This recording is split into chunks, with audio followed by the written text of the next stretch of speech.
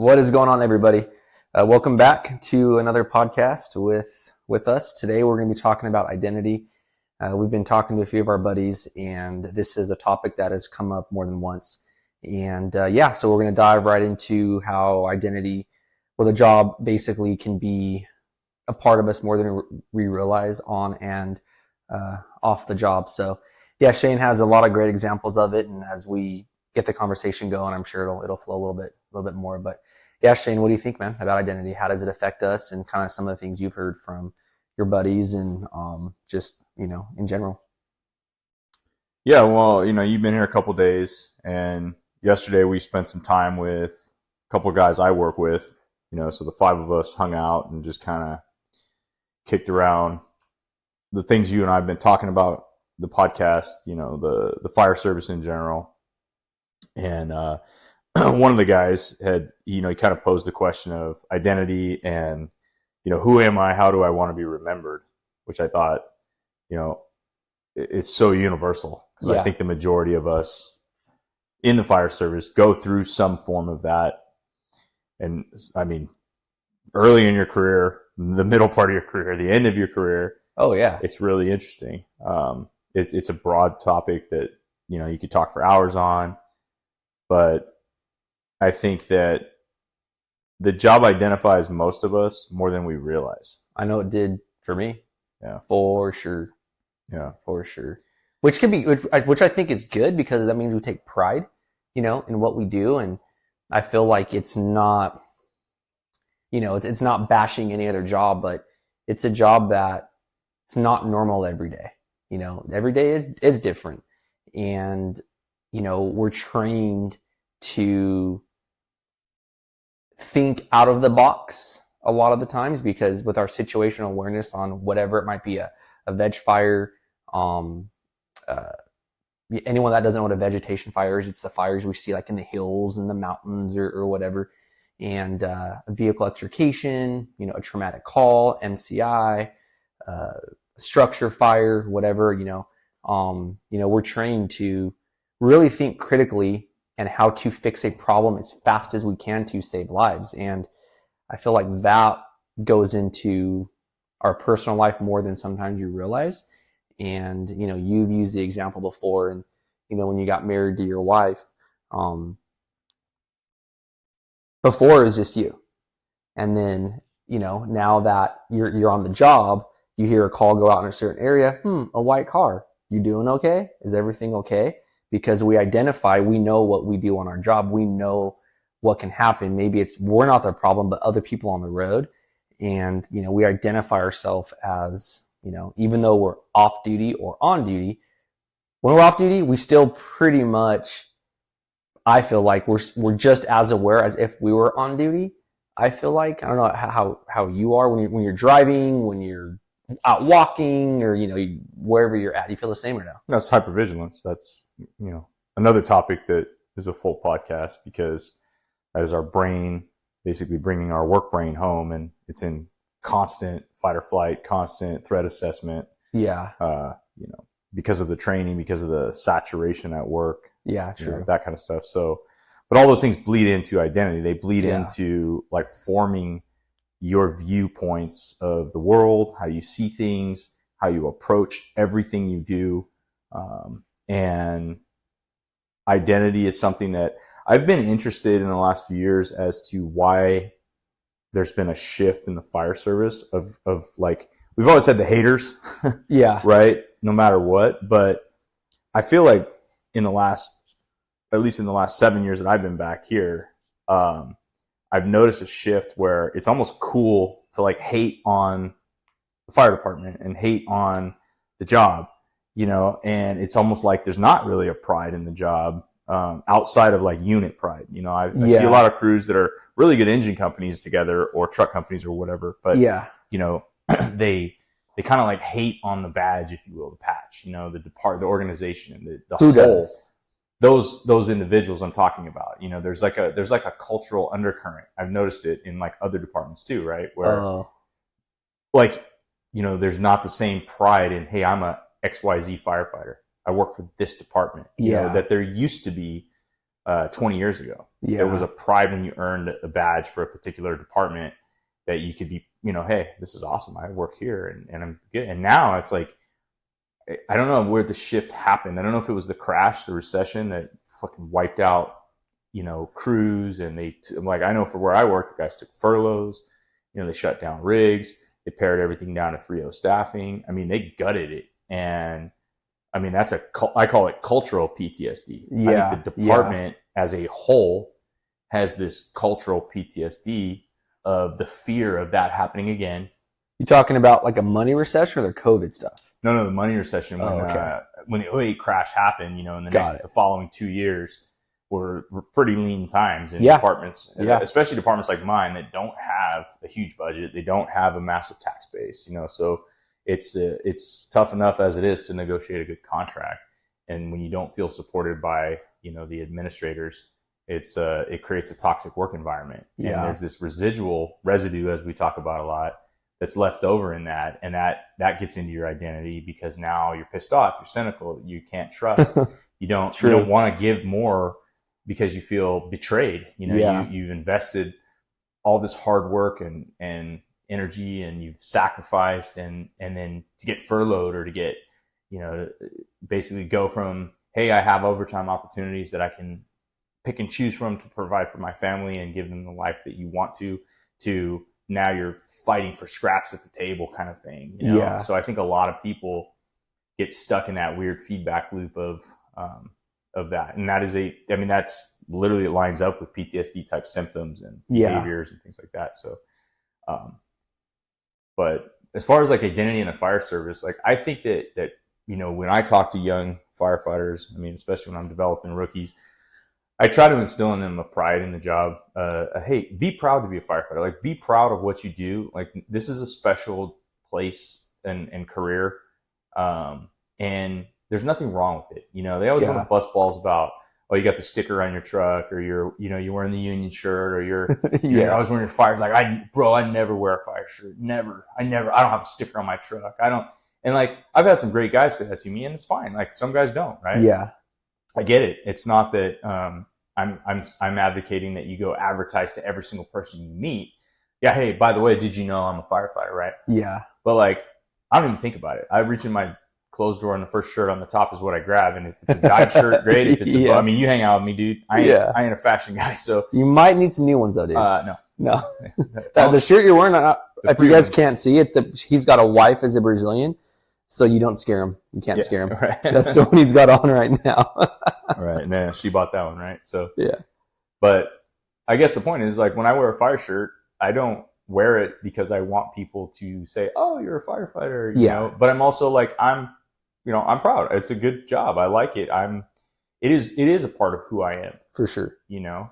A buddy of mine said to me that, like, I said something to him years ago that has stuck with him about that. I told him, the job is what I do. It doesn't define me. And then his takeaway, his perspective, it sounds like over the years has kind of morphed into, like, I think a lot of the job does define him. And I thought about that, and I would probably revise what I said before about, like, the job has defined me as a person. It's shaped my personality. It's shaped my belief structure. Yeah. How I approach things. Exactly. Good or bad. Yeah. Absolutely. The job has a ton to do with that. Yeah. But when I meant what I think what I meant when I said that to him was just that, like, I am not like if I didn't have this job, I would not fall apart. Like, it's kind of like the situation you're in. Like, you're not like lost because you no longer work. Yeah. And that's in the fire service. Yeah. You have a lot to give. You're still doing things. You're doing other things. We were just talking about this, missing the job. Like, I had left for that period. For anybody that doesn't know, I'd left for almost a 9-year period where I lived on boats and was randomly places all over the world. And that's what I was going to ask you. It's like, if anybody would know identity, it possibly being lost, then coming back, Oh, fuck yeah, dude. We've talked about it. I had promoted, in my first career, first 8 years I worked here, and I had gone through the ranks. And then when I left, I was on a boat and I stayed out. I thought I was done with fire service. Yeah. And I ended up coming back because of lots of different reasons. Yeah. Buddies, I had a couple buddies of mine die. A good friend of mine got burned. That's how you and I met. Obviously, I worked with you on the ambulance down there, and that we were just talking about that. I took a job that was paying $11 an hour, and I was an ambulance driver for you and other guys too. But I told you that, like, hey man, I took that job as a stepping stone. I knew that I was never going to stay in that job, and it was not for the money, certainly, right? Yeah. So that identity part there was very, like, I just ate humble pie, did what I had to do. I didn't let myself get hung up on that. And I look back fondly on that time, so it's a perspective thing. And then when I got rehired, I went through rookie school again. So I literally did another academy that was taught by dudes that some guys, well, almost all of them hadn't even got hired when I was on the job. I mean, or they were rookies when I was on the tail end of my career, kind of thing, the first go round. So it's just weird, man. Like, identity is an interesting idea because I was, one of the many nicknames I had was the pirate, so that's like this identity of this pirate living on a boat. Yeah. And it was kind of a joke with the guys and my friends and family, but, to get married, that was a huge identity shift for me. Yeah. So, to my buddy's point, he's realizing the job, does impact him. I would say that I don't think it identifies him because he's not that guy that goes around telling everybody he's a fireman. He doesn't wear the fireman shirts, stuff like that. It's not something he does. He does it because I believe he's a fireman to his core. Yeah. Like, he's a great one. But I think that he also would be, he'd be okay without the job, I guess. Yeah. He's really good at it, and he does it to provide for his family, obviously, and he wants to do good things at the department, and he does. He works hard. But I think that what he's calling or what he's saying is identifying him is more just like influencing his behavior off the job. Yes. And that's so like how he described being a helicopter dad and, talking about the stuff he's seen at work. And I'm like, yeah, that's the direct correlation where, as you said, if you hadn't had this job, would you be in the same spot? No, you wouldn't have, because it wouldn't have compounded the complex PTSD that you had from your childhood. Yeah. Because your cup wouldn't have filled at that rapid rate. Yeah. Because you weren't seeing the blood and guts and all the other stuff that goes with it. So exactly. I think, to his point, it's more like, when I say that simple statement of like, this is a job, it doesn't define me, I just mean like, I don't need to wear my uniform all the time. I don't need to tell people I'm a fireman. I don't need to, brag about it. I don't hang awards on the wall, that stuff. Like, I don't have fire stuff everywhere all around my house or in my life. But hey man, I do. I have some stuff. Like, I have a few things that are laying around that are cool little mementos, burned up helmets and random shit like that. And I think that's, and some people are like, oh, I don't have anything, man. Nothing at all that identifies me as a fireman when I'm off duty. It's like, all right, that's all right too. So it's like, so I'm like the latter, dude. I don't never put a sticker on my car, my truck or whatever. Didn't ever talk to anybody when Sable was around. Oh, my husband's a fireman. I was like, you have to tell people. Like, I didn't let it. I didn't think my identity being a fireman and the job of a fireman, I didn't think it defined who I was at the core. Right. It was a lot more than I thought. And so now that I'm, not working full time anymore, it's been a little over a year. I didn't ever put like helmets, old helmets in my house or, photos or anything.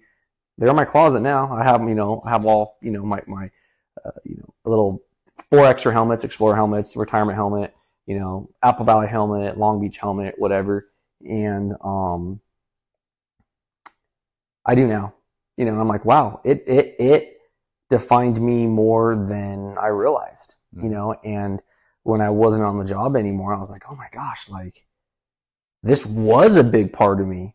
This was a big part of my identity of personal pride, fulfillment, making a difference, having an impact, more than just yourself. And we've had this conversation just, a couple of days ago. I didn't realize, like,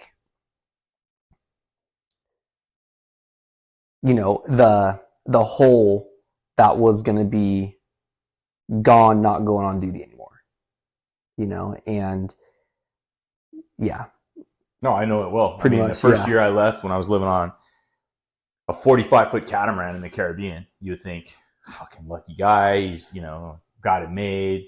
And there were nights I'm by myself drinking rum thinking, what the hell did I do? I blew my life up. I'm such an idiot. I got to go back. I love this job. I miss my friends. I miss the firehouse. And we were just talking about that Yeah. today, Oh, right? I yeah. mean, missing the camaraderie um, of the brotherhood. And because I was fortunate in my career to work with some fantastic people. I had crews that were, I mean, everybody on the crew was a 10. Everybody worked together. We had a blast. And so then to go from that to where you're by yourself in the middle of the ocean, it's like, yeah, it sounds cool, but it was a big part of who I was. Yeah. And I think that's where I have a different perspective, because having come back, Mm-hmm. I accepted the fact that I am a fireman in my core. Like, it's who I am. Yeah. In terms of, like, I feel like I'm good at it. I feel like it's something that I can add value to. That's kind of a concept I've been thinking about lately, is anything I'm giving my time or energy to, I want to make sure I'm adding value in some way, shape, or form. For sure. Mm-hmm. Rather than just, checking a box. Yeah. So I'm trying to look through a different lens of, like, I know I add value. I know I'm doing what I can on duty to help others, to get better myself. It's not just about me having all the answers and developing other people. We talk a lot about that, but make no mistake, right? I learn every day. Yeah. Oh, I heck yeah. every day. I say it all the time. I'm like, yeah. We're really hard on the rookies, and I'm like, man, if you go look in the mirror, if you want to put this kid on like a performance improvement plan, chances are you need it too. For sure. So, I mean, we all, because that's the thing, every day we screw up. Yeah. So, but like, I'm at peace with that now, where I was talking to my wife about the job, and now I just promoted to a position in training. So I'm on 40s now, right? I'm on daylights, as we say in the fire service. And what's everybody saying in the fire service about going to headquarters? Oh, you don't want to do it. It's like, oh, screw that. And I don't want to go to headquarters. Let's stay away from that. Right. And everybody you talk to, right? Oh man, how you doing? You just started. Bet you can't wait to get out of there. And it's like, no, I'm actually looking at it in a different way. I was our PIO, and I didn't hate that job. I shifted my focus and my perspective to, my job is to every single day get something out into the world that represents the brand of the fire department I work for. Yeah. To showcase the work that the men and women do every single day, and to try to pound on the fact that we are understaffed, underfunded, and we need some attention. We need the city to invest in us, and it worked. And I'm proud of that, but I'm also like, I don't want to go back to that job. Yeah. I looked at it. It was a finite thing. I'm always talking about the infinite problems, but that one was a finite. I saw a finish line, and I don't want to do that job forever. Yeah. If they needed me back in it, I could, it would depend on the circumstances, but I could step back in and help again. Currently, right now in training, I feel like it's a good fit for me, but I'm still a fireman. Like, I could still work, still work overtime on the weekends. I can still work with the rookies. But currently it allows me to be home at night with my wife and work on us together, and make up for the last 3 years that I worked, 1,000 hours extra. Yeah. The equivalent of 2 to 2.5 years of a full-time job that most people work. I did, in 1 year, I did the equivalent of 2 to 2.5 years of work, as you did too. I mean, most of us do. So I'm not unique in that way, but, so yeah, it's amazing that we have these careers that afford us that even opportunity to do that, and not just be stuck behind a cubicle, have limited opportunity for advancement, salary caps, all these other things. I mean, we fight hard for our stuff. We fight hard for our contracts. We fight hard to make sure we get the funding we need. But I mean, I just think at the end of the day, like, back to my buddy that was talking about identity, and kind of one of his questions was, how do I want to be remembered? And I think that's a good question. So you have to look in the mirror and ask yourself those questions. So for you, you're going to be teaching at a college that has a fire tech program. And I think that's great, because I think that like all of the knowledge and skills you have, and the hard-earned credibility from working in the streets, Mm-hmm. you can then pass that on. Yeah. And even though you're a young dude still, it, you know, you got a lot of miles, man, compared to most people, right? Unfortunately, So, yeah, it's crazy, dude. Yeah. it is. I mean, and that's the thing. Yeah. Is like, you've lived a lot of life in a short, 38's not old. 45 is not, I'm 45, Yeah. right? Like, I'm not an old, busted up, crusty old dude that, is at Yeah. the tail end of it. I mean, I'm still like halfway through my life, right? Yeah. So, Yeah. but if you look at that 45, I've lived like a 90-year-old, So you kind of walk like it too, dude. yeah, and that's why. No, I'm just kidding. So you hear everything creak. It's hard to get out of bed. Oh, And that's all right though, right? Like, I'm squeezing life. I want to get the most that I can out of it. So yeah. I just think that, if you shift your perspective on these things, like Mhm. people in the fire service now, I encourage them to get involved in the out of county type assignments, because that's another whole world. When you mentioned the larger wildfires, and for any families that may be listening to this, when your family, when your husband, your wife, your girlfriend, boyfriend wants to go to a 2-week or 3-week assignment in a structure, or not structure, but a big wildland fire, say up in Lake Shasta. Yeah. A lot of times the family feels like, dude, you're out on a camping trip, you're out there just making all this money with your buddies. And it's like, yeah, I mean, sometimes the assignments are good, but if sometimes you're chewing dirt for 3 weeks. Oh, yeah. You're working your ass off, and you're exhausted, and, depending on who's running the fire as an IC, shift schedules are different. I mean, all that. So, if I came on a fire up here, dude, it was probably one of the gnarliest strike teams I've been on, due to where we were staying in Fresno, dude. Yeah. It's ghetto up here, dude. Yeah. I mean, some rough spots. Yeah. Yeah, most of the time, for people who don't know, if we're fortunate enough, I would say the majority of the time we have what's called a base camp, and, we'll be sleeping in trailers, or we'll be sleeping in tents, depending on if it's a 12-hour or 24 or whatever. We still got to get rest, but, or if it's 24, we can be out on the line and, doing hour or two here or whatever, switching up our sleep, regimen, because someone, always needs to be awake. We always got, we're technically on duty for 24 hours out there. But sometimes, on the days off, we get, hotels, and we get to get a reset, take a shower or whatnot if the budget calls for it. And we're up here, dude, and woo, I mean, rigs are getting broken into, and, drug addicts were busting doors down, and I remember I texted you, and you're like, yeah, man, that's a nice spot, dude. And, so even though on those strike teams, it's like, it's more than likely, there's a lot of work and a lot of sacrifice that we put in as well. Yep.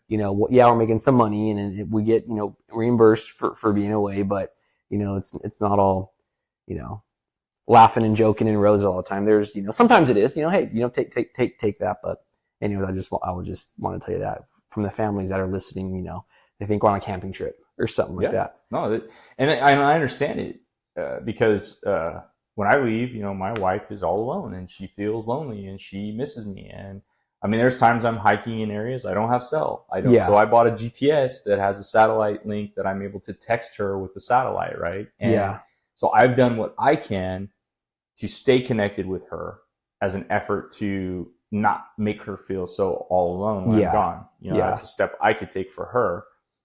But I can't sit there and text her all day when I'm working, right? And so it's a balance. But we've kind of figured it out. She understands, because the money that we make, that I make during that assignment, is for us. It benefits the family. Mm-hmm. So, be supportive in terms of that, because it's also an opportunity for that person, that firefighter, to get outside this of like what they're currently in, which is good, because it breaks up the monotony of the same routine. So if they're in a funk, it's something new. There's opportunities that present themselves on these if you really go in and work hard, because of the massive scale of the incident command system and the amount of positions that need to be filled. So I'm always telling retired guys, I've talked to you about it, like an option for you is to go be a paramedic on these types of fires. You could go do that. Yeah. And still, because you wouldn't have to worry about the 911 system. Yeah. The trauma you would see would actually be you helping other firefighters. Yeah. Which isn't that it's not traumatic. It is, but it's a difference between working on a 2-year-old. Yeah, exactly. Or there's a difference, I should say. But the point is, right, like there's still opportunities for you. And there's a lot, I love it seeing people I've worked with who have retired with 30 plus years on the job. I got a assistant chief in OES was my old BC, my old captain, and he's great, man. I love seeing him. Does a good job. And he just loves being a firefighter. He loves this job. He's all about developing young people. He's all about, paying it forward, doing great. He's a big hazmat guy. So he's like a big deal with hazmat world. Yeah. And, it's not about selfishness. It's not about look at me. He's a fireman. It's who he is. It's who he is. Yeah. And that's great. Yeah. And I think, cool, man. And then there's dudes that I respect the hell out of who are retired and they're done. I mean, they can talk fondly about the job, but one guy I'm thinking about in particular, he's my favorite captain that I ever worked for. His name is Miles Talmadge. He, guy's a 10 and I was a young guy, man. I was probably like 22, 23 working with him. And I remember asking him one time, cause I met some girl and I was like, hey dude, what do you think? Like, she's pretty nice, huh? I was like, I don't know if I want to settle down yet though. I was like, you're married, you got kids and all this stuff. And he just tells me, he says, hey kid, don't even think about it until you're ready to not be number one. Yeah. And I said, well, what do you mean? And he said, I'm number 4. Yeah, gotcha. And you get it, but I'm 22 and I kind of, what do you mean I'm number 4? And then he breaks it down, right? Yeah. He's like, well, first and foremost, my 2 kids are 1 and 2. They're tied for 1 and 2, right? Yeah. He goes, no matter what, their needs are always going to supersede mine. Yeah. And then the wife is number 3. Yeah. So she's directly behind the kids, but all 3 of them are basically pretty neck and neck. Yeah. And he goes, so if I'm meeting all 3 of their needs, which is pretty rare at the same time for all 3 of them. Yeah. Now I can get to number 4. I can do something for myself. Yeah. For right. Sure. Yeah. And I thought that was pretty brilliant. He was being funny, obviously, because he has a great wife who understood that he needed his own time too. Yeah. So it's all about balance. But as a young firefighter, that helped me because I thought, yeah, dude, no, I'm all about me. I'm selfish, man. Like this is like, I don't want to share anything. I don't want to compromise. I want to live my life my way and not ask for permission to do anything. So that was something that I never felt the pressure of like, oh, I got to get married because everybody thinks you're supposed to. Yeah. Hell, man. I mean, we've talked about religion as far as like identity, and there's a lot of people that forget huge that for me. in the firehouse is that because we get along so well. But I think it's this funny, it's this weird thing I think that happens about, I always think people think like me. So like when I'm in the fire station and we're all talking the same language, and we're saying things that nobody else outside of our circle would understand, right? Yeah. Oh yeah. But we're all these people from different walks of life. Yeah. But I sometimes I forget that and I think to myself like, cool, we're all the same. Like we all think the same. We all have the same beliefs. We all, we're okay with this. We're okay with that. We're this, we're that. And then I have to like reset myself. Oh no, there are people who are like devoutly religious or really against religion. There are people who are leaning super left, super right. And that they're staunchly political. There are people, just the whole spectrum. We know that, right? Yeah. There's people that, do all kinds of different things and I don't care. I mean, I don't judge anybody. It's like none of my business. I just, so I have to remember that. And I think that's a part of an identity also. Oh yeah. That huge. Cause at work you can be a firefighter, but then it's like you go home and who are you at home? Are you somebody that's involved in the church? I mean, are you a minister? Are you a pastor? I know I got some guys I work with that do stuff like that. And, most of the time in the firehouse, we're joking and smoking and talking shit and cussing all the time. So it's one of those weird things where that job, because we break bread together, we live together, we sleep in the same dorms. I mean, there's such a gigantic bond of trust that has to be built so fast. Yeah. That it's unique that people from all walks of life, because when you really think about it, there's not too many jobs like that people with such different morals, values, belief systems, all those things Yeah. can be lumped into being roommates, and Yeah. it works. Yeah, for sure. So when you're feeling yourself through the process of trying to, who are you? Like, you need to also remember that you need to stay true to who you are. Yeah. And not try to emulate others. You can pick and choose things you appreciate and like about them, but you got to kind of follow your own inner voice. Yeah. To answer my buddy's question, to figure out how you want to be remembered. Yeah, and I had the same conversation with one of my buddies, a couple of weeks ago, and he's going through some stuff, and somebody asked him the question, "Who are you without this job?" Mm-hmm. And he's just like, I mean, he's going through some stuff right now, and he's just like, I don't know, I really don't know, right. And it's like, because we do so much training, we do so much to prepare for the job, when you put so much effort into it,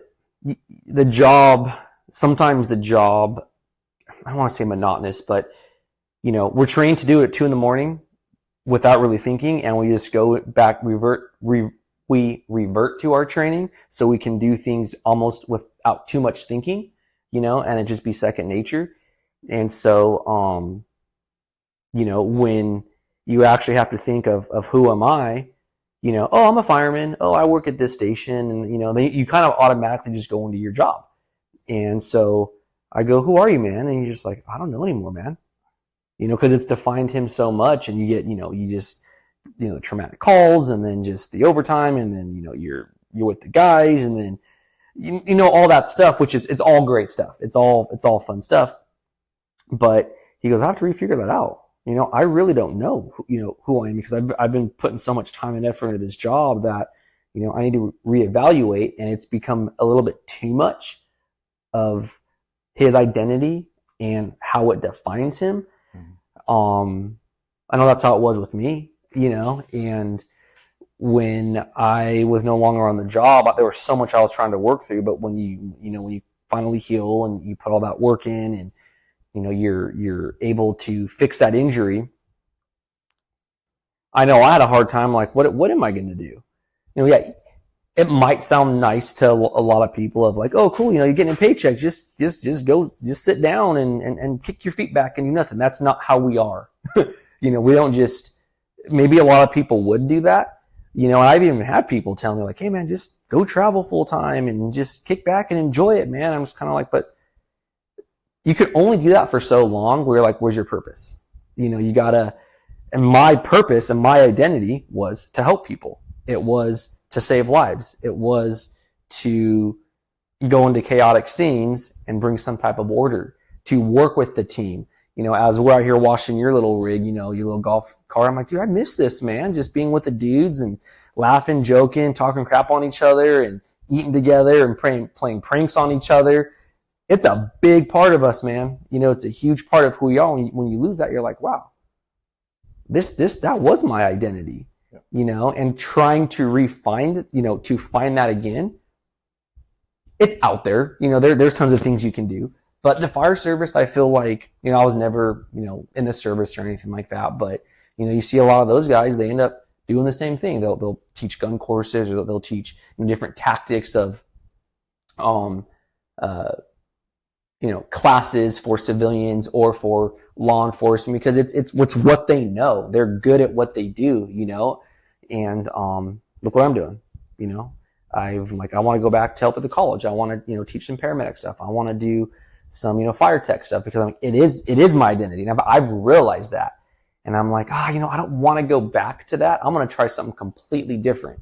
But it's like, why not do both? Yeah. Do both. You can do both. Let it roll out. It's like, if that's who you are, stop fighting it. Like, that's okay. And that's taken me a lot to realize, because I was fighting that. And it's like, no, it's not my identity. It's not what defines me. But it's like, no, I really love doing this. Like, this is a big part of my core of who I am and how I want to bring fulfillment to myself, and also make a bigger impact on the world, and that's kind of goes back to, when you're on an interview panel. I've been on them. You've been on them. You have the younger ones. You have the older ones. I've been in the corporate world. Why do you want to be here? Why do you want to be a fireman? Why should we hire you? And the majority of the time, we get canned answers. Mm-hmm. The majority of the time. But when you hear that answer from the heart of like, you know, I want to do this job, you know, because I want to make an impact. Okay, I've heard that 1,000 times, but why? And then some go into it super deep and you're like, wow, that makes sense. Like, because they really have that heart and soul and intention to want to have a bigger purpose than themselves, you know, and losing it and now, you know, wanting to teach the college, I'm just like, wow, this is going to be pretty cool, you know, to help, you know, the up and comers, or, you know, the college isn't just young ones, you know, there's ones that are, you know, a bit older that are wanting to change their career because they've been in the corporate world or whatever. You know, I want to go be a paramedic. I want to go be a fireman, you know, or they were a cop. They want to be a fireman now because, hey, what's the one thing cops and firemen have in common? They want to be a fireman, dude. That's right. No, but anyways, you know, just with the identity, it's like there's been a lot of, you know, for me of it is a part of me and I can't run away from it anymore. You know, even though I can't be on the job full time, I've had to accept that, and that's hard, but there's still a lot of value and a lot of other ways I can help departments and colleges in the capacity I have now. Yeah. And I think that that's one of the important things to understand about this job is that whether you do this job for 5 years or 50 years, you get a unique skill set mm-hmm. that allows you to operate in the normal world much at a different level than other people. Yeah. Because you're so exposed to tragedy and intense situations. Mm-hmm. If you're able to deal with all those things in a healthy way, your day-to-day life can be good. Your day, you know, and when you do step away from the career, you know, you learn a ton of valuable lessons. You're very independent, self-sufficient, mm-hmm. able to overcome problems. I mean, you're not a person that's going to call 911. Yeah. Right. I mean, yeah. you're not what? You're still 911 in your own head when you're not there. I can say that confidently because when I was gone, I was still very much wired like a fireman. I still approached all of my problems with that beginning, middle, end, task-oriented solution. How do we fix this? Let's handle it. I mean, that's how I handled everything on the boats. That's how I handled everything with diving. Everything I've ever done was because I grew up in the fire service around some phenomenal people who helped me, you know, grow up and become a man and learn the skill sets that you don't get in a corporate job. Yeah. Sitting behind a computer screen. And I'm grateful for that. Right. Mm-hmm. And when I was gone, it's like you're saying, like I missed that.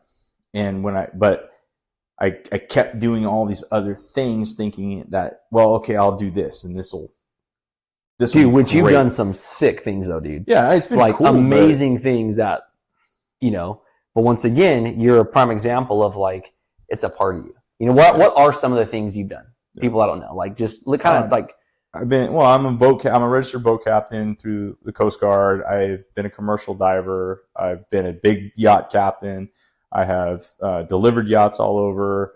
I have brought sunken boats up from the, the ocean. I mean, I've worked on vessel assist rescue boats. I've been a harbor patrol officer. I mean, I've done a lot. And, and I found value in all of those jobs. They gave me another tool in the tool, all the little cliche sayings, you know, I got another tool in the toolbox. I got another skill set. I got another slide in the slideshow. I learned amazing stuff and I intentionally chose things that were going to challenge me, that seemed interesting, that, but at the end of the day, like once I kind of got the hang of those things, you know, I still didn't have the same like camaraderie. Yep. I didn't have the same sort of lateral movement that it's like, well, I could go over here to training, right? Or I could go to the out of county assignments. I can go from an engine to a truck. Maybe after being on the engine for a while, I'll do some truck work and then vice versa, go back to an engine. Yeah. So I loved everything I did. But the freedom that the job here, the career of firefighting gives you to still be in, as you said, that's the perfect way. It's like you can still do all those things. And that's ultimately what led me back to the job. Prior to getting married, I still lived on my boat most of the time. And I was still doing all the things that I had been gone doing. But now I was back in firefighting. I was, you know, back where I felt like I belonged Yeah. in the department that is home for me. Mm-hmm. I had foregone some other departments where I had looked into, and they're great departments. I just felt like I was a better fit here. And all that's okay, right? I wasn't here for the money, that's for sure. You weren't? Wait, what? I mean, it works, but it's, yeah, there's other places I've been making a hell of a lot more and doing a hell of a lot less. Yeah. Yeah, that's for sure. But it's okay. And I, so like my wife and I've talked about that, where I said, I love my job. I told her a month ago, when I went back to work after being off, so obviously I had gone off, and, I was getting disciplined at work. And when I go, for my issue, because I got a DUI, it's something I haven't said on our podcast yet because I was waiting for the discipline process to finish up. But yeah, majority of people that know me know it happened because I don't hide it. But as I was going through the disciplinary process, I think my wife was very concerned about, because now that the connection was made to the job and the trauma and the things like that, I was like, no, I'm ready to go back. Like, this is an important part of me. It makes me happy. It is fulfilling. But I will control those things and all that. And so, I think have you ever read or heard of the 4 seasons of the firefighter's life? Have you ever seen that? I don't know if I'm quoting the exact article correctly, but I don't think so. Some propeller head chief at some point wrote it in a Firehouse magazine. No, I'm joking, but like it's a good article. I'm quoting it because it stuck with me. So if anybody is actually listening that wrote it, thank you. I joke, but because we always make fun of that shit. You see, here's this, who's this guy or whatever. But I read it, and it was like 4 seasons of a firefighter, or the 4 phases of your career, or something like that. And the best I can remember it is something like, there's the beginning where you find the fire service and you're gung-ho, right? You're all in, and you're just like foot on the gas, so excited to get that badge, patch, helmet, get your first assignment. I can't wait to be on engine 3 with, at this station or whatever that station is in the department you work in or you want to work in. Exposing yourself to, if you're an explorer, if you go to the college academies, you're looking up to all these mentors and things like that. And it's a super exciting time when you enter the fire service. Yeah. Then there's the academy and the probationary period where it's just like, again, you're told from the beginning, like, everything else in your life stops. You will be studying off duty. This is an all-in process. This is a commitment. We have orientation nights so the families can come down to understand the impact that's going to happen to them at home. Like, hey, so-and-so is going to come home ragged out, beat up, tired. Like, you're going to have to toe the line at home while this person gives their all to the job, right? I mean, we literally squeeze them.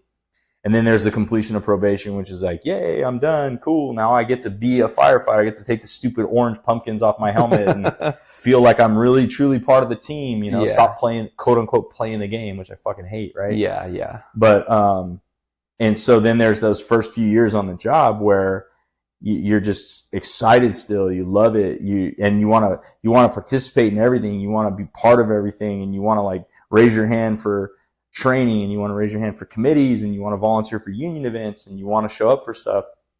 And that is it varies for different people, but it's usually a few year period. Yeah. And then there's the get married, have kids, and now you have to be home more. You no longer can give all this to the job. You can't be participating in. Well, you can, but it might cause some issues.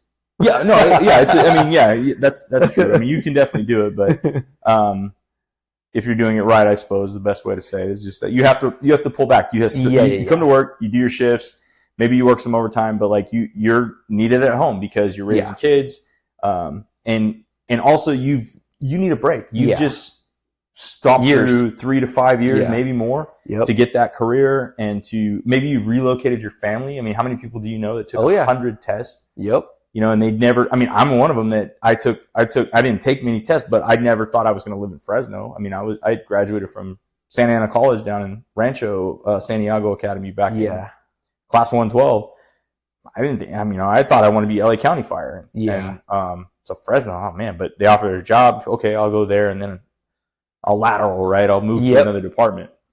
So that happens often. So a lot of people relocate their families, things like that. Anyway, so, that process is that first phase season, it goes into the second one where now you sort of pull back. Yeah. Well, anyways, now for that next phase, it varies based on the kids' ages, but let's say your kid's 5. Well, usually for the next 13 years, you're pretty involved in the kids.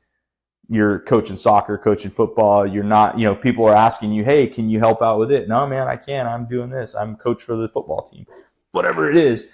And then now junior goes off to college, and now mom and you have the empty nest. And so now there's the third phase, which is, and in that second phase too, sometimes people are studying for promotions. They're looking at, oh shit, I need to make more money for the family.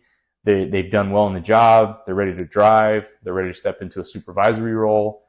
And then that third phase, it turns into the almost the re-engagement back into, now I'm going to participate in training again. Now I'm going to take a 40-hour job. I'm going to be a PIO. I'm going to be an arson investigator. I'm going to go out of county as an overhead and get, all qualled up to be an ops chief or whatever, right? So that third phase is kind of, you're the empty nester and you're kind of foot on the gas again in your career, and maybe even promoting into the chief's positions, whatever that looks like in your organization. And then that lasts for however many years that goes for. And then there's the twilight, right? The retirement. And then those are the guys that, in my department at least, the dudes that I love who were like the hardcore, policy driven captains and hard nosed BCs. And then the last 5 years, it's like cruise control, long hair grows out. Yeah. One guy in particular, I remember, he's skateboarding behind the station and playing an electric guitar. And he's this cool surfer beach dude now. It's like, whoa, that is not the dude I was terrified of 20 years ago, who was just this hard-nosed badass engineer at the time.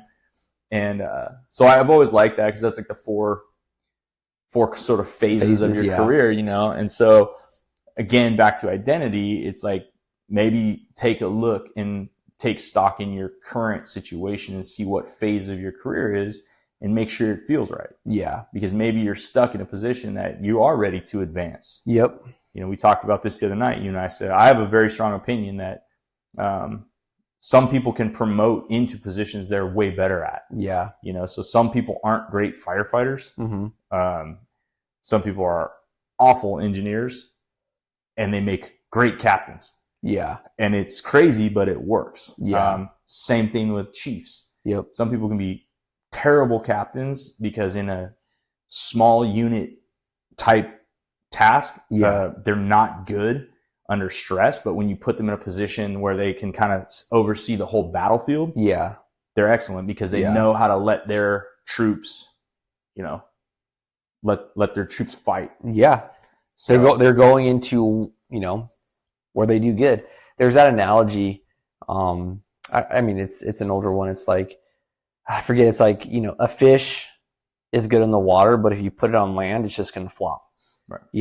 I forget what that analogy is, but it's like, just go do what you're good at typically. And it might take, we have this, I was actually very big on this until you talked to me the other day. It's like, no, man, I'm big, 5-10 years in being a fireman.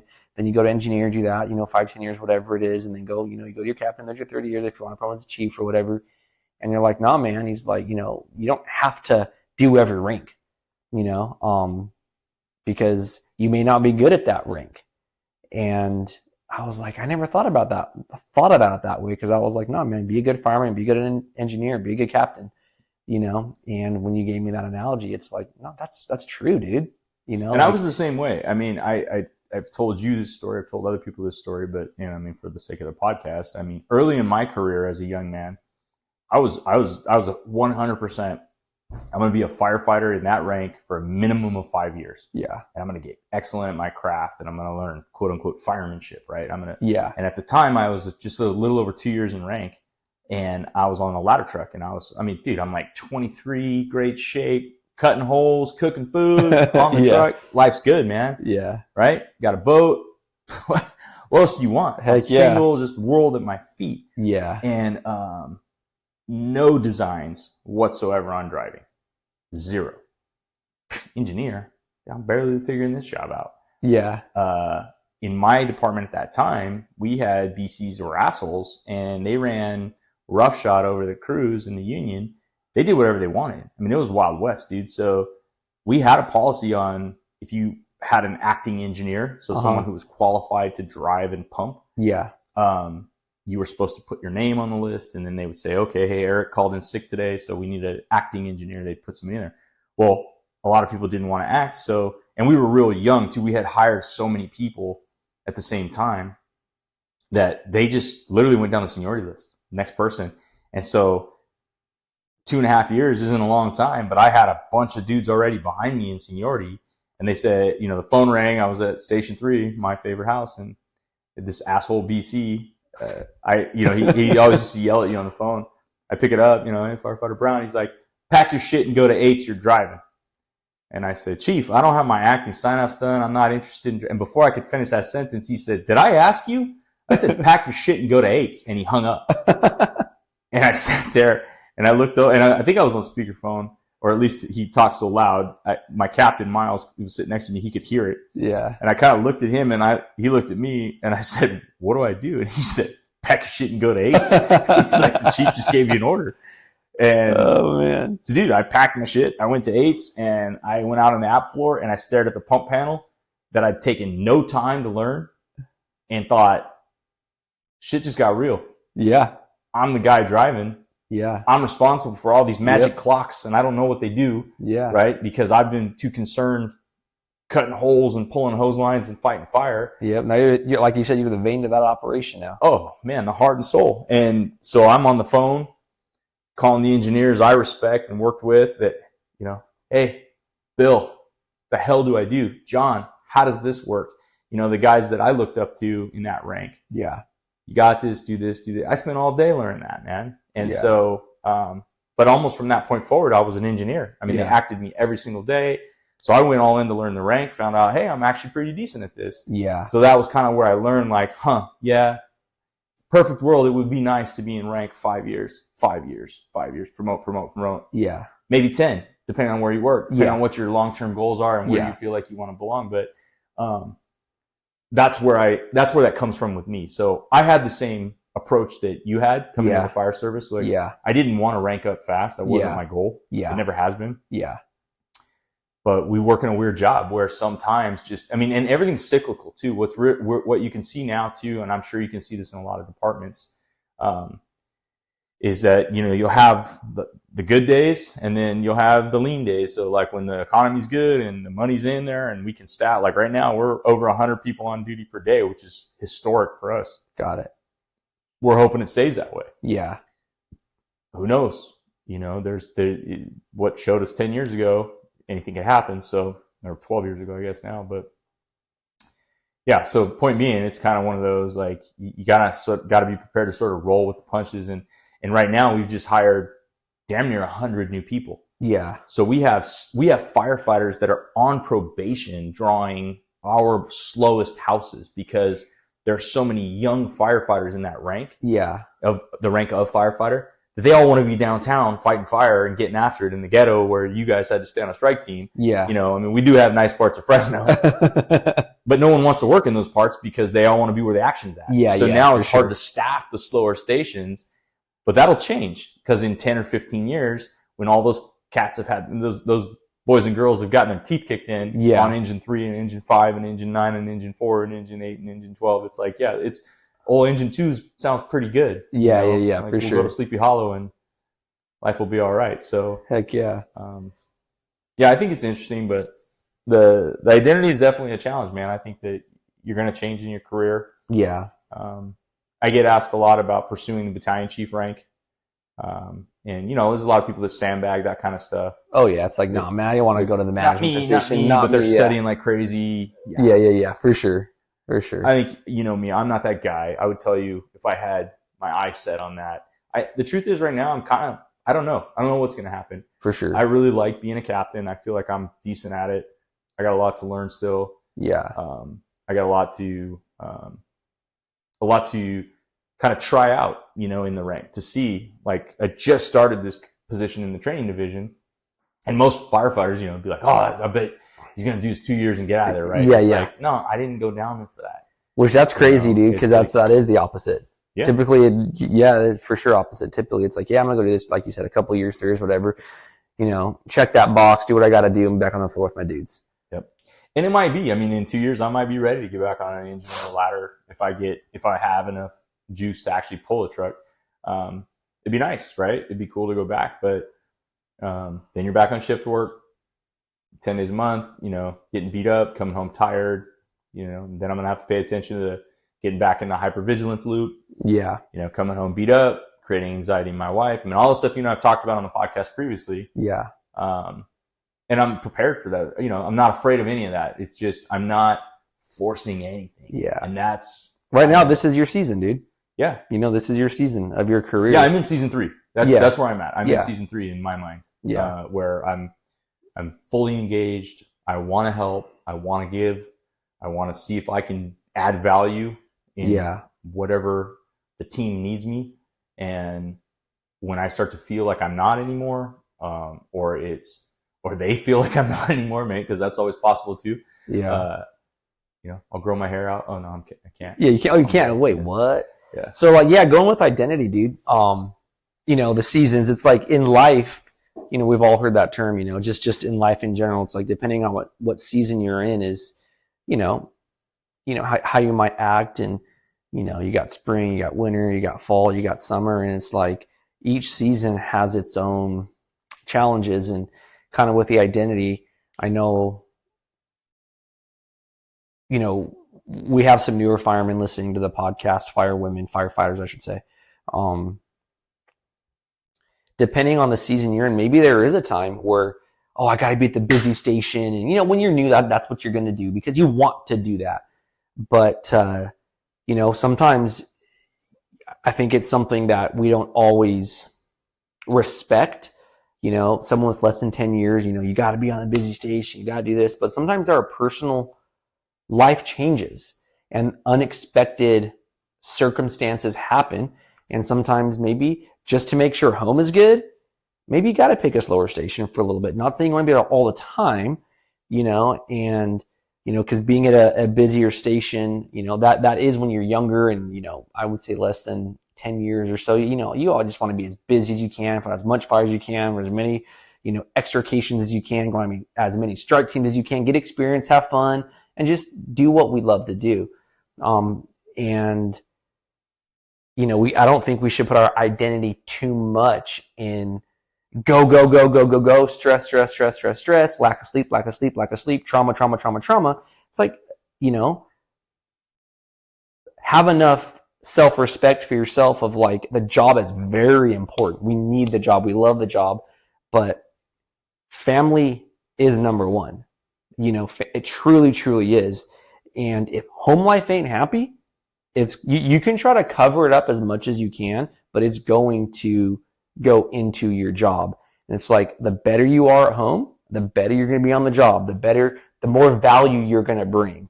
And, I think this is just one of the things of the identity, because I know for me, when I was at a busy station and I was going through things, it's like, no, man, I can't go to a slow station. I got to stay busy. I got to stay busy because my identity, my way of defining myself was like, no, I'm going to look weak. I'm going to look lazy if I go to a slower station. I can't do that. I've only got, so many years on the job here at this, at this department. Guys are going to say stuff. And it's like, no, man, like, home is number one. And if I would have just not put so much of my identity and the definement of who I thought I was into others or where I should be, it's like, take that time for yourself to make sure things at home are squared away and then come back to the busy station. You're going to be that much better. Does that make sense? Yeah. And worrying about the peer pressure part of like letting your buddies down. Yeah. That kind of thing. Yeah. Because if they're really your buddies, they're going to recognize that you need a break. Yeah. But it's hard because that's part of, we do exactly that. I have the same thing where it's like, I don't want to not be busy. Like, I want to draw a slow place. Yeah, exactly. It's sure nice to work in overtime in those places, right? And sleep all night. But at the end of the day, I like the chaos and the, where I'm at, it's a bunch of knuckleheads in a circus. Yeah, it's fun. Great. Yeah. I love it. Yep. They're all wing nuts and so am I. So it's where I belong, Yeah, exactly. And, no, as you were talking, I think if we were to give advice to somebody, a couple of things I would say is like, spend some time finding your why. Yeah. Yep. And, True. for those of you that don't know what that means, it's like, why do you get out of bed? What is it that drives you to do anything? Mm-hmm. And don't say it's because you have to pay bills, and don't say it's because you have to with kids, or because you don't have to do shit. For sure, dude. You can literally go be homeless if you want to. Yeah, exactly. So you choose to do these things. Yeah. You can go to church, not go to church. You can go to school, not go to school. You can be homeless or have a home. You can work or not. I mean, it's your choice. Yeah. Doesn't mean that the outcome's going to be great. But yeah. You do have free will. Yeah. And you live in a country where you have amazing free will to do things, to fuck it up or to build it up, Yeah. So finding your why, there's a guy I really like his material, Simon Sinek. Oh, yeah. Sinek. S-I-N-E-K. Yeah, that's our next podcast is sleep. Yeah, sleep, right. Sinek is Simon Sinek. He's big on find your why. He's big on starting with why. Yeah, so I rip him off when I'm teaching rookies, when I'm teaching rookie engineers and stuff. It's like, I want critical thinkers. I want people who ask questions. I want people who say, why do we do this? I want that. Yeah.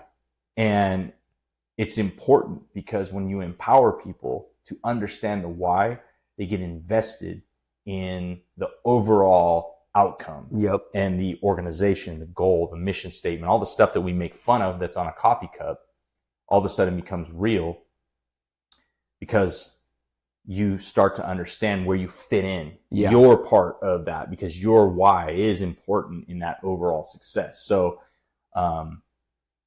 how do you find your why? And he has a concept of which I've kicked around. I still don't know where I land with it, but he believes that everyone only has one why, and he traces it back to your childhood. Yep. And there's an exercise I want to talk about after you're going. That can help. So I'll talk when you're done. Yeah. So yeah, I mean, and at first I was like, nah, you can do things for lots of reasons. And, of course I always try to check, because that's me. I challenge everything. I'm a critical thinker. I'm a free thinker. So yeah, I don't just take things at face value. I go, even like what I'm saying, I hope people are like, yeah, okay, that makes sense. But yeah, it doesn't work for me, whatever. But yeah, so with the start with why, once you kind of define that for yourself, then you can actually start to pursue that, and you'll start to notice the difference in your overall happiness in the day to day, because you're being quote unquote authentic to who you are and what is driving your engine, what makes you burn. So I think for you, it's like helping people. You truly like to help people. I mean, and that's a broad statement. Exactly. So with that, there's a lot of stuff tied into that. Exactly. So it's called 7 levels deep. I don't know if you've ever heard of that or not, but it gets you to your true why. So it's like, just like you said, you truly like to help people, but why? Yeah. Right? Okay. It goes back to your childhood. A lot of us, not the majority, that's where it's going to stem from. And so when you do the 7 levels deep, it's a great exercise I learned a few years ago. And, a lot of entrepreneurs will do it. Something people can look up online and go through and just kind of check boxes and kind of determine their own why. So basically it's why do you want to work for this fire department? Okay. Or why do you want to be a fireman? Why do you want to get married? Why do you want to make this amount of money? It starts off broad, but now you go to the next why. So you're asking it 7 different times. Yep. And the majority of the time when you do that exercise the first time, it's not deep enough. Sure. It needs to get really emotional, because that's your true why. So when all stuff goes hell in a handbasket, you're like, why am I even doing this? You've already know your why. So it's like you said, if it's a new fireman, or if there's anything you want to do, it's like, why did you pick this job? If you're kind of like with a hard crew, or you're having a hard time, or you're kind of questioning, why did I do this job? Do I really like this anymore? I'm kind of stressed out, the lack of sleep, this call kind of bugged you. If you write down your whys and you're like, why do I want to be a fireman? Or firefighter, sorry. I gotta be correct here. Why do I want to be a firefighter? Because I want to help people. Why do I want to help people? Because I want to make a difference. Why do you want to make a difference? Well, I want to make a difference because it makes me feel good. But why does it make you feel good? It makes me feel good because I like to be in control, or I like to make whatever. But why do you like to be in control? I like to be in control because of this. And it will, the majority of the time, it will go back to, oh, because when I was a kid, I felt this way, or my parents were this way, or my grandparents were this way, or my foster parents were this way, or whatever the why is.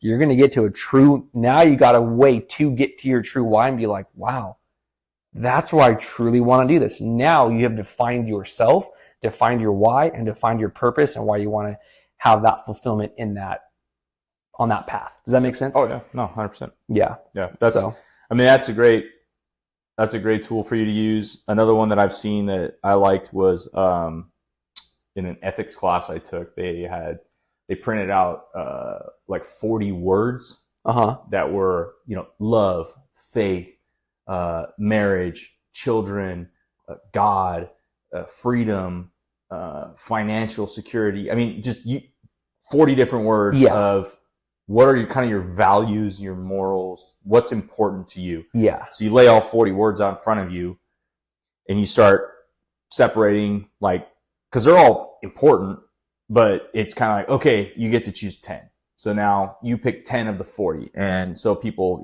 you spend some time and you start throwing words out like, okay, yeah, I could live without this. I could live without that. And then from the 10, you go down to, I think 5. And then from 5, you go to 3. And then from 3 you go to 1. And for me, when I did that exercise, the number one thing I wanted was freedom. There you go. And a lot of the guys in that room, it was love, it was faith, it was family, it was, and it was like, and I did this one probably 7 years ago, 6 years ago. So I might actually revisit it myself now that I'm married, but, cause things change and that's all right. So I think it's good to do those things, but that was a good one too, to sort of determine like, well, all these other things are important, but what is like a one thing that is I can't, and for me, like to restrict my freedom, it's like, there's no way I'll be okay. I have to have the freedom to choose. I have to have the freedom to do what I want to do, to pursue the things I want to pursue. And my why is the same as yours, is to help people. And for me, it's like in mentorship roles, because I didn't have any mentors when I was a kid. And that's my why is because, and I know that now. And that's why anybody that knows me says, oh, he's a leader. He's a good mentor. And I try to I get humble about that, because I'm not out for the accolades. I'm not out for people to say that. I've always been an informal leader. I mean, it's every single chief I've ever worked for has always said that kind of stuff, everybody. And now I understand why. And it's because I had to navigate myself through childhood and growing up, because I didn't have any male role models for myself, because my dad was more interested in being my buddy than an actual father. Right. And he was a good dude, but you don't realize until you really delve into it, as you said, and you get into those deeper levels and you're like, oh yeah, shit. Well, I was at sea with no compass. Nobody gave me a compass and I had to figure the shit out on my own. So now I want to make sure you got the compass, the chart, the GPS, the satellite link. I want to make sure you have everything I didn't have. So that your journey is easy. Hence why we're doing this podcast, dude. Yeah. That's exactly what we're doing. That's my why. I know. Cause there's a lot of things I don't have either. It's like, I don't want anyone to ever feel the pain I felt. I never want anyone to have the nightmares I have. Even though I can't prevent that, I don't want people to go through the process I went through of finding the doctor and trying to figure out what works, what doesn't work. All these things, it's like, if there's any value I can bring to people to help save marriage, themselves, a life, their job, whatever, it's like, that's my why, man. And no matter what happens, you're not going to stop, because you have such a deeper reason than just, oh, I want a paycheck. I just want to check that box. It's like, you can only go so far with that. But those are good. That's awesome. Those are great, dude. Those are great. And so, yeah, is there a name for that exercise? I don't remember. I'd have to look it up. If I do, maybe you can put it in a link in our podcast description or something. But I mean, there's a million things out there. I'm sure you could go type into Google, who am I? And they're going to tell you 50 different tests and stuff. But I think that if you start with that fundamental core question for yourself of just like, what's my why? That's huge though, dude. Figure that out. And then pursue that, and then surround yourself with a tribe that supports that, you pursuing that why. And your tribe is not just the people that you work with, but your own family, your friends, your wife, your husband. That's an important support system that needs to understand your why, instead of being on the outside, trying to understand why you're being driven to do these things. Yeah. And so, to my buddy's question of like, how do I want to be remembered? I think if I look at somebody like in my department, there was a guy named Oni Durney that was this legendary captain who was one of the most humble guys you'd ever meet, 40 plus, 41 or 42 years on the job. More than 30 of those was as a captain. Guy fought more fire probably than anybody I've ever met. And you would never know. All he would ever talk about is how bitchin' you were, what a great firefighter you were. And Eric, you are just the epitome of everything. I mean, he was one of those guys that he developed people. So I have a fondness for him because of the lack of mentors I'd had in my early life that I found in the fire service. I found it in martial arts too. Yeah. And I was fortunate I found mentors early as a young kid. But obviously, like, we want our parents are supposed to be giving us the roadmap. Yeah. And you don't know that. So for me, I think it's just the lack of like having like an actual dad that was a real mentor. Yeah. He's a good dude, man. Right. Like, I mean, I fished with him. We hunted. It's not like he was like distant and all these other things, but and that should be a reminder to you that it doesn't have to be that dad beat your ass or wasn't home, for you to have some little hole in you that goes back. Like, I had a good childhood. Yeah. But there are holes from that game that I didn't even know were there. They're not massive, but they're big enough that I wasn't aware they were causing me issues because I wasn't being true to myself. Yeah, for sure. So now that I get that, it helps a lot. So I think the other thing, I had a conversation with a guy at Threes the other day, a few weeks back. I think it was when you were here the first time. And he read something in Stoicism. So for anybody who doesn't know what that is, look up Marcus Aurelius. And he was one of the famous Stoics. There's a bunch of them, but like Seneca and stuff like that. But I read Meditations often because I just think it's fascinating that 2,000 years ago, the most powerful man on the planet wrote a journal. Yeah. Right.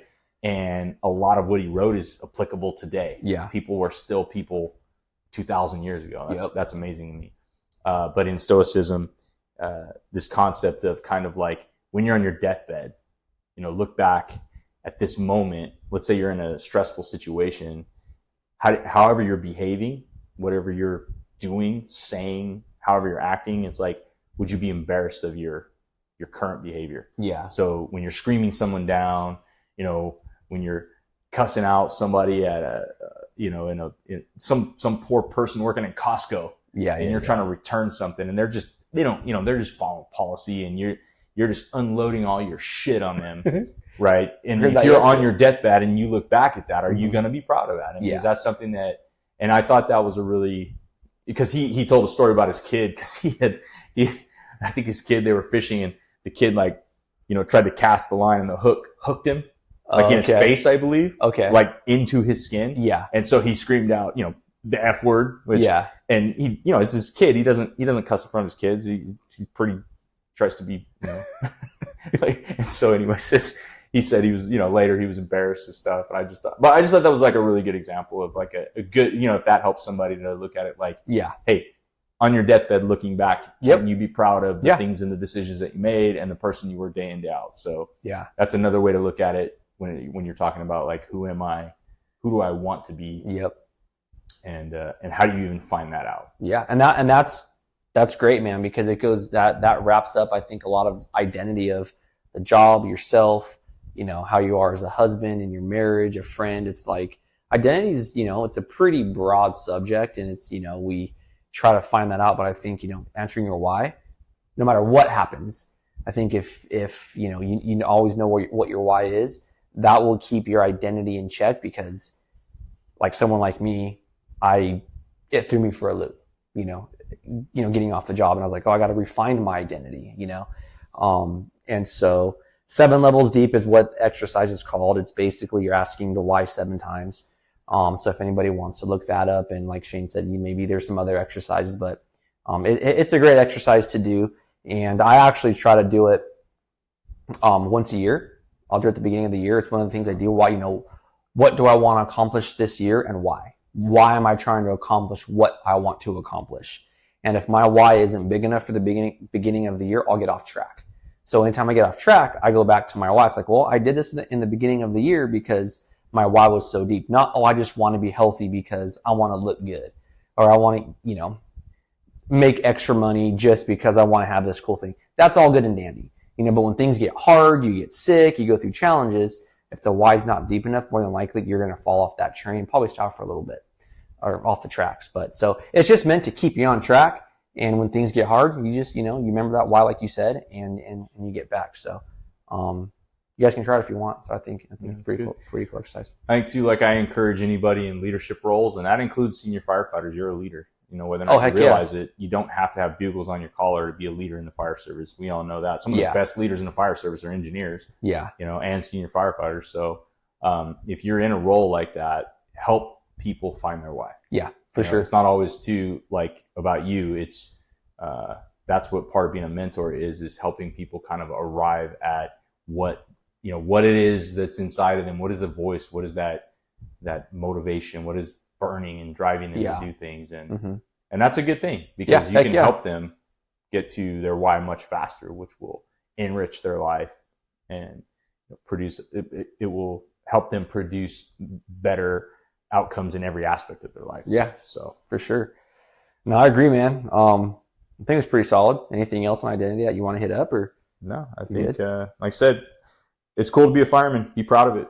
You don't have to be a macho jerk about it, but it's take some pride. You worked your ass off to get this job. Yeah. And if you have pride in it and you have some ownership, that's a big thing. And my captain's expectations when I hand out to my crews is me, man, my first thing is first you got to care. Yeah. Because once you care, I don't have to tell you anything else. You're going to do everything right. I say it all the time. We give expectations to our crews as leaders, and you're supposed to say, okay, Eric, you're my firefighter now. So here's my expectation speech, blah, blah, blah. A lot of them are be safe, have fun, take care of each other. I no offense to anybody whose expectations are like that, but I expect you already know that coming in because you didn't get this job without having a lot of that already kind of wired into you. So I've took some time and I just developed my own. And the number one thing is first, you got to care. If you want to work with me, I ask that you care. I ask that you care about everything you put your name on, that you care about me, you care about our crew, you care about the station, the rig, the meals you cook, your drug box and that it's restocked properly for the next call. That, when we go to training, you do good, you try hard. You care about everything. I don't have to tell you anything because I know if you care, you're going to screw up. Yeah. But you're going to screw up while you're caring. Yeah. Which means you're going to own your shit. Yep. And we're going to get through it together and we're all going to be better for it. So, as part of your identity, it's you got to care about yourself and recognize that, it's okay to care. So don't let that pun of fire inside of you for the job. Don't let that get put out. Don't look at I hate this job or, this department sucks or, this blah, blah, blah, blah, blah. It's get that adversarial mindset out of you if you can. Stop trying to fight administration and the city and everybody else and just make your shift the best it can be and watch how your life improves. Yeah. And stop worrying about what's going on with the B shift. Really. I mean, it's that simple, dude. I know, man. It's so true, dude. It's oh boy. I mean, but it's always the B shift. You know that. It's true. Just my little ending comments on this one is, pretty much in line with Shane, but it's I'm very big on, keep your self-discipline for yourself because when you keep that self-discipline, things are going to get done correctly. And, that goes into person accountability and also with, just taking ownership of yourself and, your position on the rig, whatever that is. So, man, I'm stoked on this one. It was a pretty good talk. And, you can reach me at epadgettcoaching@gmail.com. And Shane's is what? RICfirecaptain@gmail.com. Awesome, guys. And if you guys want, leave comments, any questions, any topics you guys would like us to hit up, put that in the comments, rate it if you want to. And we'll see you guys on the next one.